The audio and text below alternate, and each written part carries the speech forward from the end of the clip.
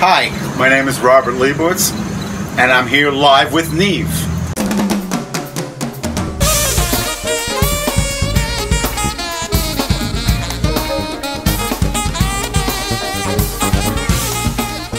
Hi everybody, welcome to Live with NeVE. I am here with Robert Lebowitz, who is going to be running for mayor of New York City. And there's a lot of candidates in this race, and we're looking forward to hearing what Robert's got to say about New York history, present, past, and future. So, big introduction, Robert Lebowitz. How are you, Rob? I'm fine, Neil. Thank you. You're good, good. You having a okay time driving down here to the shore today? No traffic at all, except a little in Staten Island, which I'm used to, and it was beautiful coming to the shore. Well, very nice. Well, we're glad to have you here. Thank you for having me. So everybody, I saw this a few weeks ago. I noticed that there was a Libertarian candidate running, and I said, well, that's interesting. I'd like to talk to him. You know, this is not a debate where we're going to have a Libertarian versus Democrat or Republican viewpoints, because we really don't care. We're here to listen to what Robert has to say.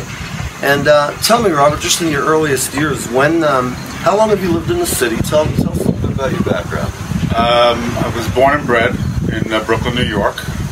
60 and a half, and except for 4 months going to school upstate, I've lived in either Brooklyn or Queens my entire life. Well, great.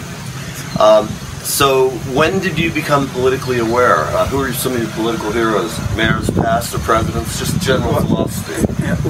Generally, since I got bit by the theater bug at 16, I've really not paid attention to politics until about 2015. The entire time I was working for a living, trying to carve out a career in the theater, which I'm still doing. And I've been a registered Democrat and voted Democratic for the last 7 presidential elections up until 2016. And then the Democratic Party tried to jam a wholly unqualified candidate down my throat. And I remember thinking, this is not right. I'm more than happy to vote for the party. Not that it keeps me up at night, but I vote for generally a Democratic Party because I've always perceived Republicans as just being for wealthy white people. And I've never been that. But they were trying to jam the wife of a president as the next president of the United States. And that offended me. Cult of personality seems almost. Yes, correct, right, I would agree. On top of that, the DNC was caught doing some underhanded stuff, which led to Ms. Schultz's resignation as the chairwoman, because they wanted Bernie Sanders had a legitimate chance of being the Democratic nominee. And even though his policies were a bit extreme, and they turned out to be so, I'm not saying that, but the feeling that I got was that they did not want an old crotchety Jew being president of the United States. That's what they did not want. They wanted to make history by having the first woman in the executive, which I'm fine with. But clearly, she's not qualified. And then I was watching this, and there was a time, forget Trump for a moment, and forget all the insanity on that side, but I was watching, and what really made me acutely aware was the media, who I've always had a problem with. Her election, according to them, was inevitable. It was guaranteed. Yes, the anointed one. And she, being who that she is, she had the unmitigated gall of posing for a picture on a cover of Time magazine with the caption, Madam President, a week before the election. It was unbelievable. But about a month before the election, I was taking my son and his girlfriend out to Pennsylvania, and we drove along 80 and then on 15, the back roads to where the Lake Ariel in Pennsylvania, and I noticed every yard, every single one, had a Donald Trump, whatever you call them, those things and signs. I got it. It's okay. Signs. They call them signs. We're seasoned citizens. We're allowed to have a moment. That was our moment for the no, you got me here. You can go off the rails. Signs. Sorry, buddy. Cool. It's okay. It's a fun day. Yes. Okay, so carry on. And I saw that there wasn't one sign for her, and I remember thinking, wow, we could actually win this election because because you can't believe that the media's drinking the Kool-Aid. reality, it was like watching Saddam Hussein's press secretary say, "No, we're fighting to the death." Yeah, right. And then a bunch of M1s rolled down the street outside the Baghdad Hilton, and he's up there. He's like, "If I'd have been him, I have to say, I would have been gone on a secret flight to Switzerland days before." The next day, absolutely. Yeah, I would have been out of there. And the fact that she lost proved that there's some, I don't want to say karmic justice, but Right. somehow the I don't want to say the right person won either. I understand. Right. The times, right. It was, no matter what they say, it was a fair race. They lost fair and square. Correct. And they hate the Electoral College. Half the people who hate it don't understand its conception Correct. or any of the reasons why. The Electoral College for this country Right. is perfect. It's the only way. It's the only way. Because otherwise, New York and LA and Miami Exactly. and Chicago will determine the whole country. Absolutely. And Without people question. don't understand. It's called the tyranny of the majority, folks. Correct. So whether you're Republican or Democrat, Doesn't whoever's matter. doing it, you should be pissed off when it happens. Right. It's not American way. I know everybody likes to get romantic and go, "Oh, it's one vote, one rule, man." But no, look up the history and why the arguments made between the people writing the Declaration, between John Adams and Jefferson, who both had very distinctly different views for America. And Agreed. so, getting back to, you know how, I'm just going to mention one thing. We're talking about how we were told every day that she's going to win by this huge landslide. double digits. You know how I knew they didn't win? I was sitting on the couch with my girlfriend, and it was well after the bourbon hour on Friday or Thursday, whatever it was. When is the timeout? When is the bourbon hour? Well, Before we I don't mind- drink anymore, but Okay. back then it was like it was a Friday, so it started probably about 6 when we got Okay, home. fair enough. So by the time the election was in full dudgeon, we were pretty well liquored up. Gotcha. Well, I look on TV and I see we've got Bruce Springsteen and Bon Jovi. Right. We have Hillary Clinton and Bill. They dragged him out of Arkansas long enough to get him on stage. He was They going- still drag him he's out. going, Right. "Oh Christ, I hope I don't win this. If Hillary wins, I'm fucked." Right. But so what happened was I saw this gathering, and then when I saw Michelle and President Obama, with all respect, I saw them all out there. And first off, Bruce and Bon Jovi, for all the likability, they both are like vying for the king of New Jersey. Right. So it's not like they go out and hang out like this romanticized, "Hey Bruce, what's happening, man? Right. You want to come over and let's play some guitars?" And Bruce would be like, I gotta go. I'm flying down to Miami to take my kid horseback racing, And They're involved in things that they really have no business being involved in. But go ahead. I knew when I saw this lineup and I saw the paid, like all the people they had gathered, they were giving out free tickets. They Right. was doing everything they could to get them on the mall for this Right. huge photo op. And I laughed and I raised my glass and I said, "We're going to win tomorrow." And my girlfriend was like, "I don't know, I don't think so." And not my girlfriend now, but at the time my Ex-girlfriend. ex-girlfriend, and she was for Trump as well. Right. Like a lot of people, and I know we're not Nazis. We don't do any of that kind of thing. We don't hate blacks or gays or anyone. We love everybody. So take your little narrative for the day, and you can kind of stick it. This is not here to talk about why Robert's the best candidate. It's here for me to stop talking and let him tell you what his vision for New York is, which is pretty clear. I'm just going to refer to my notes here, Rob. Okay. The two biggest issues in New York, in your opinion, are reopening the city and the racial divide. Correct. Tell me about that. What do you think we can do to fix that? On reopening city, it takes one signature, one phone call, one quarter. The city must be opened immediately Right. for everything while doing a few things. Obviously, social distancing seems to work. Right. Wearing a mask seems to work.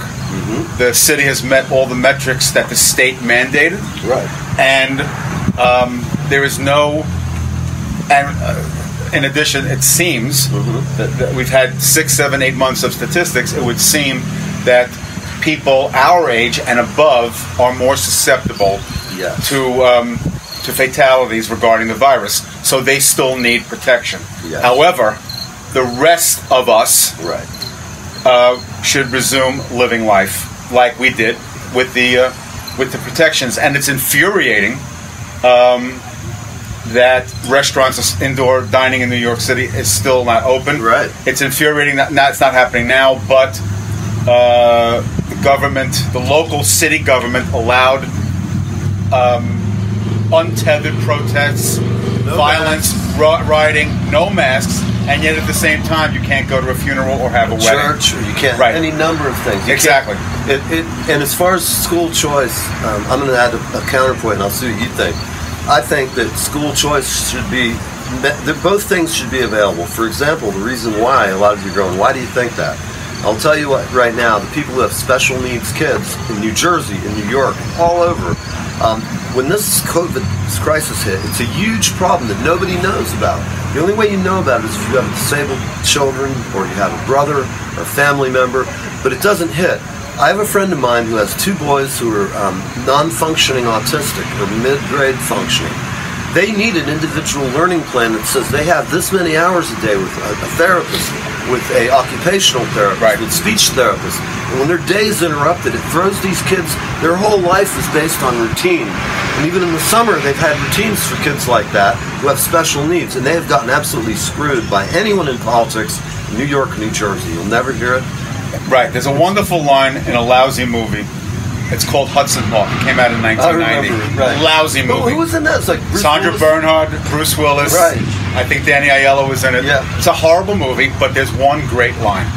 And Sandra Bernhard utters it like halfway in the movie, and she says, "The problem with the world is nothing happens unless it happens to us."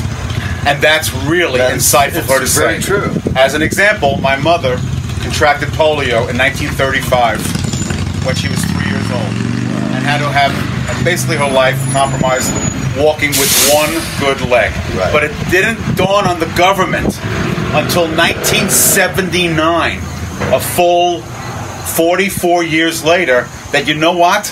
We need to have an Americans with Disability Act because we need ramps to get into the building because there are some people that cannot walk. Right. But the people in the government, since it doesn't happen to them, it doesn't exist. That's too much money. Exactly. Oh, no, we can't do that. Well, now it's commonplace. But it took an entire generation for that to enact. So the same thing, what you were speaking about, children who are on the spectrum. In addition, what about their parents who have... It's so unmanageable. What do they do? What do they do? Exactly. And what about the kids who come from poor neighborhoods who don't have a laptop? Right. What do they do? With what we spend in teacher management, we could fit out every kid with a reasonably priced laptop that would get them ahead. And you know what? There's lots of people... and that's being worked on. Good. It is being worked on by people as long as Mr. de Blasio's wife, her record with getting grants and $2 billion missing, yes, we could have a whole lot of laptops. In fact, we could probably give everyone in the borough just with a paltry $3 or $4 million. Absolutely. When it comes to education, I don't care if anybody is an illegal immigrant. Right. I don't care about any of it. People who choose to live in this city or are born here, they can expect a good education. And I completely agree with school choice. There was a waiting list of 55,000, predominantly, black and brown students waiting to get into charter schools. Right. And yet the teachers union... Yes, here you go. I mean, here we go. Right, here we go. The teachers union, which obviously backs Democratic candidates, they put a cap on it. They fight for it at every turn. It is extremely frustrating. And here, the union...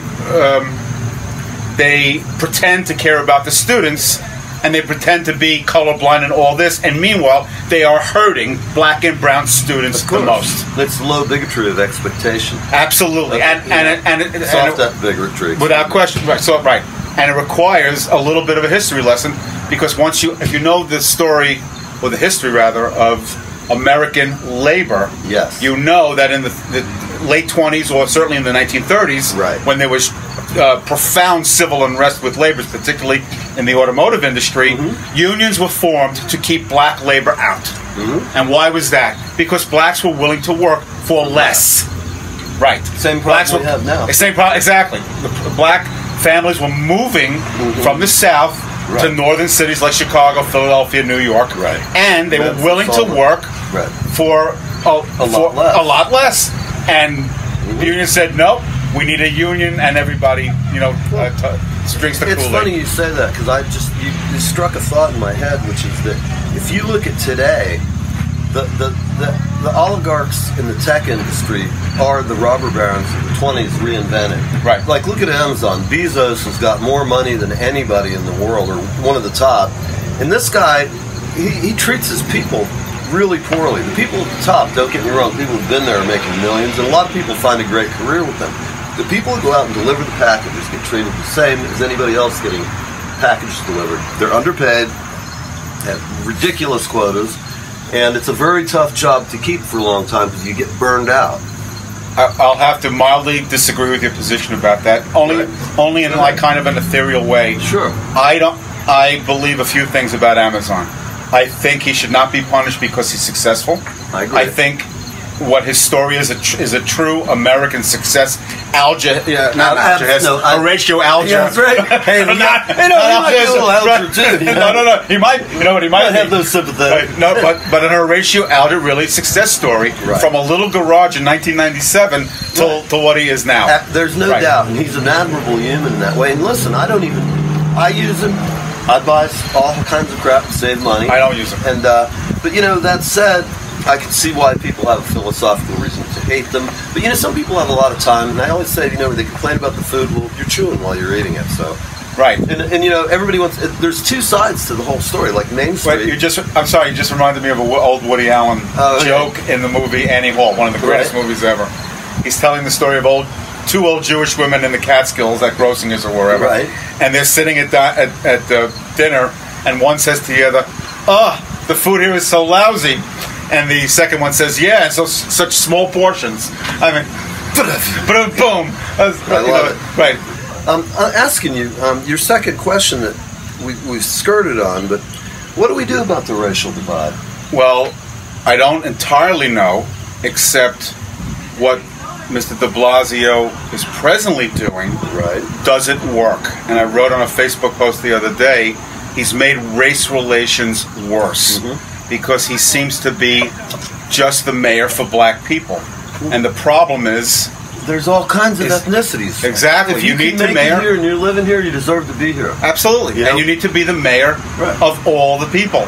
And not just some people. It doesn't have to be black. It can be anybody. Look what happened I believe it was Spokane. The mayor has been letting anything happen and go. They showed up at his house. We're going to burn him out. Right. And now he's moving. He's declared it is a riot. It's a riot in his neighborhood. But as far as that guy standing out there with the crowds running by and he breaks out his AK, people are screaming like, what is he supposed to do? The cops are not stopping people. I'm sorry. Right. So I guess I'm going to categorically ask you pointedly. Yes. Defund the cops. No, absolutely not. Great. I do believe, let me say that with a caveat. Of course. The notion of defunding the police is absurd and beneath comment. However, I can say, after researching the qualifications to be a police officer, clearly that needs to be addressed. I have several boyhood friends who I will not name here who went on to become police officers. These three men I would not trust with a mop. Of course. Let alone life and property and that sort of stuff. So in my view, the qualifications need to be profoundly changed. And how then do you... it's the problem since we've had cops and robbers in ancient times. How do you deal with the people who just refuse to follow the law? There's a process in place that needs to be implemented. Right. The first thing is you cannot allow protests to just happen spontaneously or wherever, because there's several factors here. First, you need a permit to have a protest. That's one. Two, you cannot disrupt traffic. Yes. It needs to be cordoned off by, ironically, the police, so that the peaceful protesters, of which not only do I support, but I have protested myself, get to say what they need to say, get the attention that is warranted, and then they call it another day. A friend of mine, a drummer, by the way, who I know for 40 years. He's a great guy. He's a great guy. He's one of my dearest friends. All right, then. All right. He has suggested that protests only happen during the day, not at night. Now, I don't know if that is legal, but it's certainly something that should be explored. What do you think about no bail or bail for the bail laws are too low. I understand the spirit of them. Yes. I don't have a problem with that. I just think they should include more felonies should be involved in that. And we wouldn't have like the rapist who was filmed doing his rape on the subway, he got released. Yep. Now let's be clear about something. It's not that they get released and that's the end of the story. You still have to go back to court, but some animal like that, right. Some animal like that should not be on the streets. Obviously, those type of high rate of incarceration offenders, people who are just the regulars, if you will, there's no fixing them, no matter. And I'm sorry, I know that many of you have psychiatric and psychological degrees, psychology rather. You may disagree, but like some of the proposals I've heard floated that we're going to send out some social workers to de-escalate a situation. The thought that they have it half right. The social worker clearly is trained better than a lot of cops. Correct. But the cops who are trained as hostage negotiators know their shit. Plus, they're armed. But they are armed. But the same thing is not all, but many times the perpetrators are armed, multiple arrests, and they have guns when a lot of people can't get one for protection. They don't care. It's like I've said. Right. Southern guy said, "Well, locks are for honest people." And that is kind of redneck wisdom down there. But, really? That's interesting. It's true, because you can build a lock and somebody who wants in your house is going to get in. If you have an alarm, that'll scare them maybe a little quicker. You got a big dog? Yes. They hear the sound of a shotgun racking in the window. Right. They're going to leave quickly. It's like, who are you going to rob? The guy with my house is a gun-free zone. And, I'd have a sign next door that said, I'm here if you need me. I know that sounds cold, but... Well, my position on that is, I grew up in the city. Right. I've never even touched a gun. The idea of having a gun or carrying a gun or even touching a gun, unless you're a homeowner. If you're a homeowner, I get that. That's what I mean. You need to protect your property and the people living in your home. Because there are some people that just simply aren't as righteous as others. It's that simple. However, people walking around with a gun or they're armed in any circumstance, it's ludicrous to me. Well, I agree, especially in a city the size of New York. But I do think that people who are responsible citizens and have no psychological ailments, like, for example, there are people in New York who carry a gun that shouldn't. A lot of celebrities have them. Right. A lot of people walk around. I think the carry laws should be tight but fair so that anybody, black, white, can get a gun for their home. For their home only. If you need a concealed carry reason, you have to have a judge who mandates clearly why. You have to illustrate really like you're Alec Baldwin. You got people harassing you all the time. I don't know. We can make the joke that, hey, I don't know, I'm giving Alec Baldwin some whiskey and a gun. Wow, we're having a good time today. Right. But on the other hand, he's constantly harassed. Celebrities do get stalkers and threats, and that's what they have armed security guards for. Exactly, and that's why I say though, because all the politicians and celebrities have them. I don't want the average man on the street or woman who could be preyed upon to not be able to have a gun in their house. To get one out on the street is a different you matter. Have to be like, you got to have a reason. Like, if I was a judge, I'd say Bon Jovi, he should absolutely be allowed to have one. There's fans and they're crazy people. Well, we don't want to relive what happened to John Lennon. Yes, exactly. And when I can speak for my musician friend here, music aficionado here, it still has a little hole in my heart 40 years later. Absolutely. And we don't want that to ever happen again. Remember, though, he also came from out of state, had the gun, and that's the problem I have, is let the bad guys get them real easy. And there's got to be some mid-ground that's a modicum of safety and sanity. Neil, you touched on another important instance, and we need to remind people of the following. Sometimes we are one country, and sometimes we are 50 states.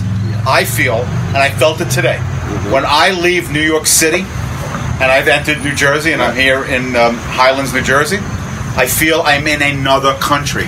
Not so much the landscape, but the mentality and the attitudes of the people. Yes. People who are in other parts of the country, they call it flyover country, do not share the same view as I do. I know that they don't. And so we all need to be mindful of that, and that's what makes us the United States of America, where we're a pluralist society. Yes. We have the ability to disagree, agreeably, absolutely, and then also to work together. None of this blanket partisanship by either side. It's insanity. I've pondered at times, well, would we be better off with a parliamentary system? Who the hell knows? There are things about it that make sense. The vote of no confidence. Right, vote of no confidence. And I have often, in a joking way, have threatened my friends to write a post on Facebook, or actually write a letter. Dear Your Majesty, please, we're sorry. Take us back. Right. We failed. We effed up. Please. Yes. we're sorry, we'll pay the tax. Right. Just take us back. We're happy to be your subjects. Because sometimes it feels we cannot do this ourselves without parental supervision. Well, it's the hardest thing, you know. Religions and people have been fighting and killing each other forever. It's really a natural state of man because, in general, warfare there's very few periods of time that have... Where there aren't warfare, where there isn't warfare, sorry. Yeah, correct. And you know, people like, in our country, for example, the percentage of people who are actually it's like we're talking about disabled people. The number of percentage-wise of Americans who serve in the military is just like, it's like, I want to say 3%. I think it's lower. It might be lower. It might even be 1.5. As opposed to in Israel, where it's 100%. Everybody is. And you know what? The other thing frosts my ass. Let's just talk about Israel. Okay. If you go into Ben Gurion Airport, you're questioned at length, and they look you in the eye. They're trained differently. Here in America, we got these yahoos with their wand, and they're like, you know, I've seen people bring all kinds of crap on, and they're just sitting there, and then they get a guy like me. I'm in business suit, briefcase, damn sure don't look like a terrorist, and I've got a frequent flyer thing, and you know, I'm there to get on the plane, and the amount of crap that you put through, like when I flew back from Amsterdam, it was the same thing. The security's like Israeli model. They have to be. And my name is Van Erde. There's a town in Holland that is named after my family background, distant relative. And so as soon as they see it, they always assume I'm a binational, you know, person. And the guy, I remember one time leaving in Amsterdam. For those of you who are uninitiated, Amsterdam has legal marijuana, prostitution, great more food, bicycles than anybody. More bicycles, and the best amount of museums in the world. And I could sit in the Van Gogh or the Rijks, and I can sit there all day. And I always used to, my preferred poison was alcohol. I'd sit there with a good glass of wine, hit one of the smoke shops, and it's just a wonderful place. I never decided to jump into the prostitutes, but it was fun walking by. Well, you touch on a thing that we spoke about 5 or 10 minutes ago. Nothing happens unless it happens to us. Yes. Amsterdam, the United States, does not know what it's like to be occupied. Yes. That's one. Israel, the first war they lose is the last war they lose. Indeed. Without question. So whatever they do, how they choose to run their government, is none of my business. So you as being a Jewish ethnicity, you feel unequivocally that we've got to be a strong supporter. I feel a couple of things about that. I don't think it's a requirement to be mayor of New York City to be a strong supporter of Israel, although personally, I wish Israel to prevail.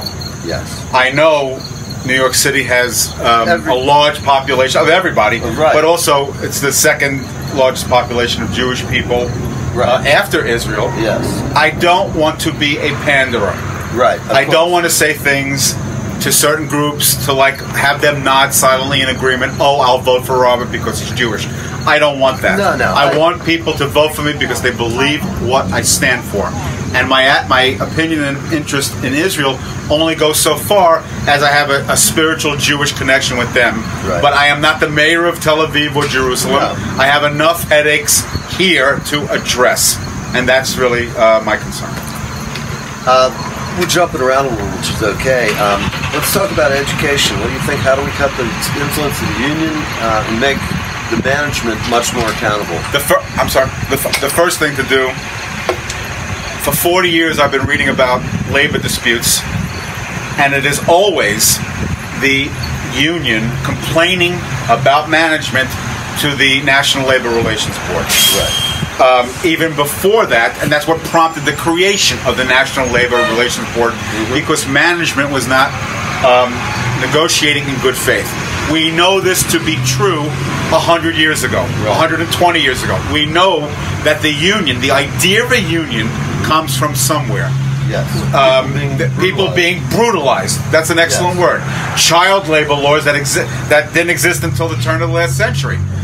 The union has brought us a 40-hour week.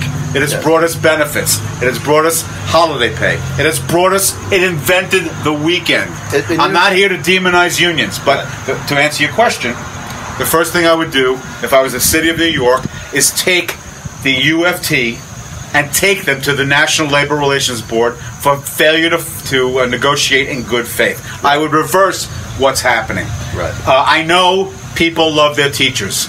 I know that. In addition, several ex-girlfriends of mine are teachers. My niece is a teacher. And they are great human beings, and my complaint is not with them. Right. To be a teacher, to devote your life, your adult life, to being a teacher, regardless of what the students are, where they are, doesn't matter, is a noble and virtuous thing. Absolutely. My complaint is their union. Yes. They make these outrageous demands which have nothing to do with the education of children or socialization of children. I don't want to hear about anything else from a union head except the matter at hand, which is educating our children. Right. Your safety of your teachers, of your members, does not supersede the mandate to educate our children. Teachers are essential workers. Even though they don't want to be, they are essential workers. Education is essential, and as essential workers, they need to go to work. The schools need to be open. If the kid at Stop and Shop, or if a nurse or doctor can go to a hospital every day where they have actually died in doing their job, and that's no joke, and that's serious business, because they're an essential worker, the numbers indicate. Thank God there are not bodies piling up in the street. Thank God children are not dying. Thank God that is not occurring. Open the schools, have your safety precautions in place, and act accordingly and go from there. And there's so many other ancillary benefits to opening a school that have nothing to do with education. Mr. de Blasio was right. Children, for lack of a better word, it's childcare for a lot of their kids, especially poorer ones, where the mother and the father or both parents are going to work. That's one. The mental illness toll on being educated on everybody, especially children. Children need to learn social intercourse. They need to go out into the world and play with other children. It's that simple. Yes. And I can go on and on about that. And the final thing I wanted to say about teachers, and as cold as this sounds, and I know it's hard, teachers are employees only. They do not set policy. And how do we know that? If they were owners, schools would be open all year round. They wouldn't be closing July and August to have a summer vacation. Deaths from flu during several administrations. Much higher. Much higher. Much higher. Nobody was closing the whole country. Absolutely. I'm not saying that this virus is a hoax. Not at all. No, not at all. This virus is serious business. Yes. Just changing the topic, issues-wise, tell me, just a real softball question. Who was the first political figure you looked up to? Two people. Franklin Delano Roosevelt, because my parents would sing his praises. Because they lived in the Depression, and my dad served in the Navy in World War II. My mom was 12 or 13 during World War II, and they adored Franklin Delano Roosevelt. The next one would be, and I don't know how this happened, I was watching Channel 13 out of nowhere, between writing plays or between rehearsals, or I was totally immersed in my theater life, as you know, as a musician. And I caught a 1-hour interview with Jay Rockefeller, who I believe was the senator of West Virginia. And he was fascinating to listen to. I'll have to read. I always like reading historical biographies or as people do I. in their own way, right? You know, and because I really think understanding your opponents or the people on your side, and it's a lot of people don't have the ability to forge a compromise. I come from a sales background, so I think a compromise is how you win deals. Everybody gives up. Everybody's happy but a little dissatisfied. But there's no buyer's remorse because both sides go, you know what? It's a fair negotiation. I'll live with it, and it's okay. And as long as you can communicate to people on two sides of the table, which I've been lucky, and I think politicians have to have that, because like you said, you have 1 million. We have. I want to say there's like 4,000 ethnicities there in New York. There may be. I don't know the number, but there's a lot. It's pretty close. I'm sure it is. And what you were talking, I'm going to segue into what's really the problem, just to amplify your answer. Things do not have to be a part of the irony or the pun, black and white. There are 1 million shades of gray in the middle. where what you're saying, you give a little, you get a little, that kind of a thing. I am flabbergasted. I can't think of another word where no one listens to the other side. Right. You're either all the way this way or all the way this way, and that solves nothing. That's why even parliamentary procedure at times would be better, because you can at least both systems. Look, I don't want to be a subject's the main thing. Right. I'm a citizen. I don't want to be a subject. Correct. And I've said this. You know, the whims of the Queen. Agreed. Right. You know, the people who come here from Eastern Europe, from China, from Japan, the entire world. The entire world comes here to New York, and if you know, as far as I'm concerned, if you're here and you're working, I don't care what you do. Okay, so what is the favorite thing about New York City that you just love? Why do you stay? That's a good question. No one's ever asked me that before. I stay because it seems to be the city of the world, and when you do theater, you want to touch as many people as possible in a kind of educational, informative way.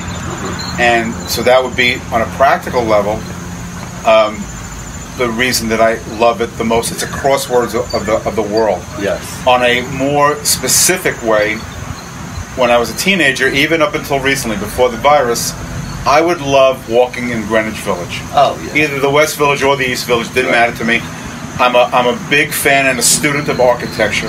I've always loved how West 4th collides with West 10th. Right. I've loved Sheridan Square, and I love these little nook and cranny, brownstones and these historical buildings, and that streets are not in a grid.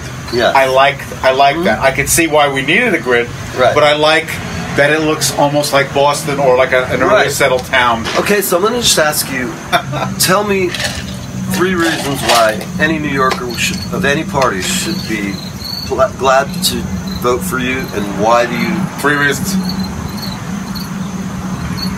3. The first one would be, I'm a real working person and an artist, and I've never been wealthy, and I've been poor more times than I care to remember, both as a child and as an adult. So I know what it's like to suffer. I feel that I'm in touch with most New Yorkers who share similar experiences. The second reason would be, and I'm trying to say this as modestly as I can, and I don't want to sound like I'm patting myself on the back, but I can say with certainty that if you look at my work record since the time I'm 15 to the time I'm 60, which is, I've been a member of the workforce for 45 years, in every job I have ever had, without exception, I have risen to the top reporting directly to the owners.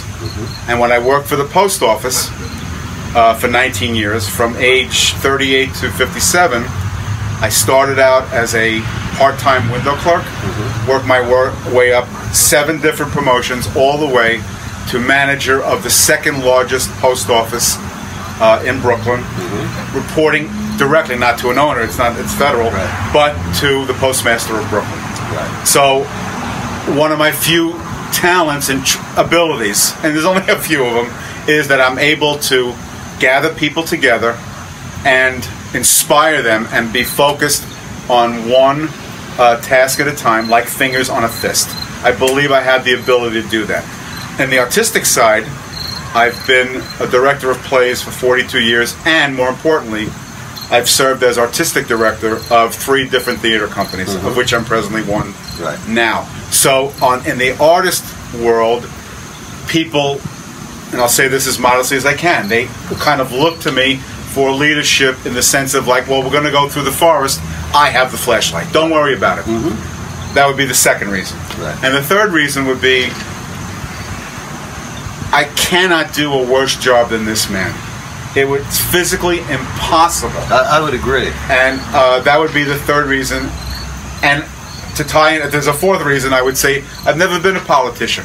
And it would not crucify me if I were to lose.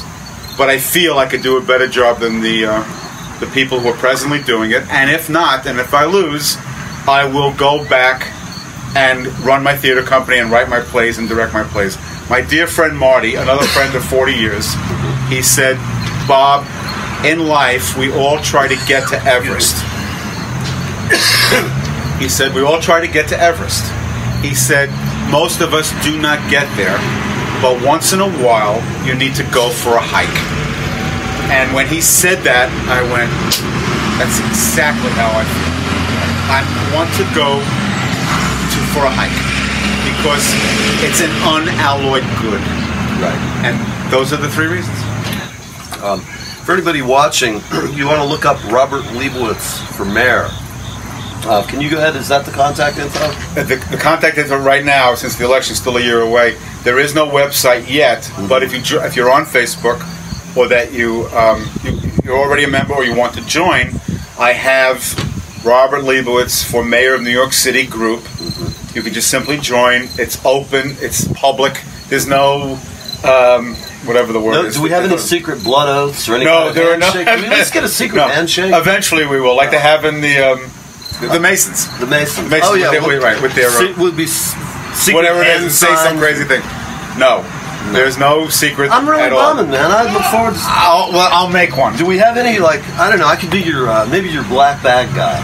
I'd kind of be like the head of the secret. You could be a head of like the dark state operations. Right. I'll be the central scrutinizer. Resolved. There we go. I have my first volunteer. I'm going to run. First title film. Yeah, and we're going to take this on the road. It's going to be the Neil and Robert show. Oh no, we can worry about the billing later. You're right. But it can't go past the 5 boroughs. Yes, because I'm already upset, and I want to fix the city that I so dearly love, because it is burning before my eyes, and that's why I'm running, because I believe I can fix it. All right.